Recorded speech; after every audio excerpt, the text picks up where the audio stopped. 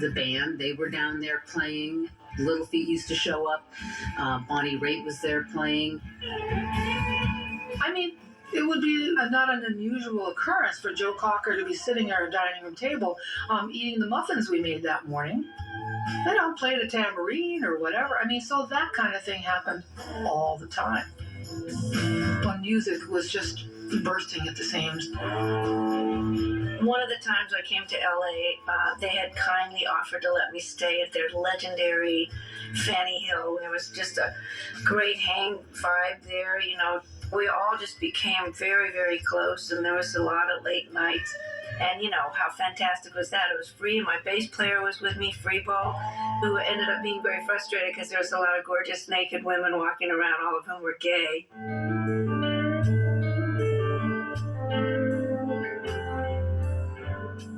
Oh, God. Fanny Hill was like a male's wet dream.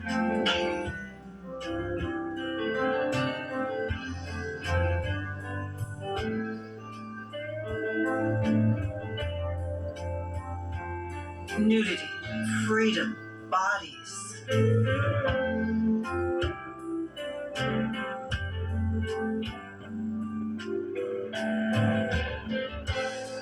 Everyone was like had their bedmates. I didn't have a bedmate, but I would crawl in bed with all of them.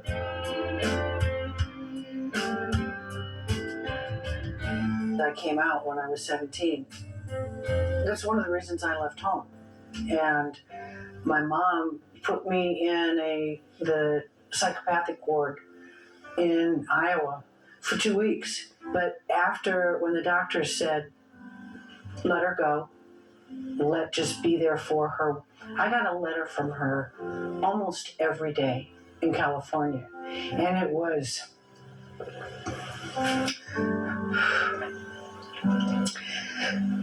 just a newsy letter.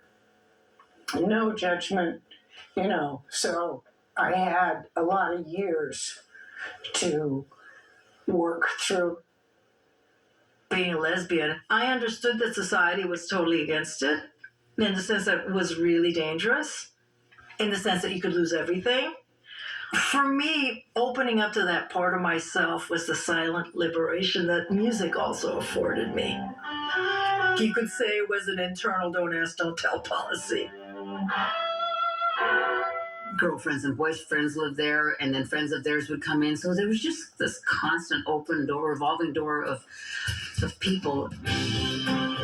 Jean and I, we had boyfriends, and Nikki Barclay was married to one guy and living with another. She had two guys at the same time. I guess it was sex, drugs, and rock and roll. It got really out of hand. You know, I took my share and probably some of yours. the night that June and I hung out with Mick Jagger and Bobby Keys, and we smoked hash all night long, right? Got so completely stoned. There was no sex, no nothing. It was music. Then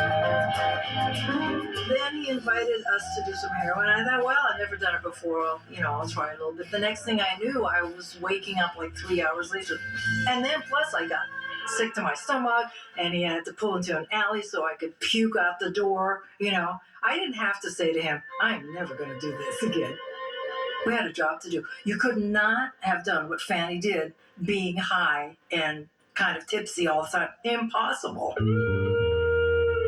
She worked so hard, sitting in that room with the guitar, hours and hours and hours. And we were rehearsing and rehearsing and rehearsing. And Bree's voice, so powerful and so strong. And she was a drummer. I probably had some trepidation about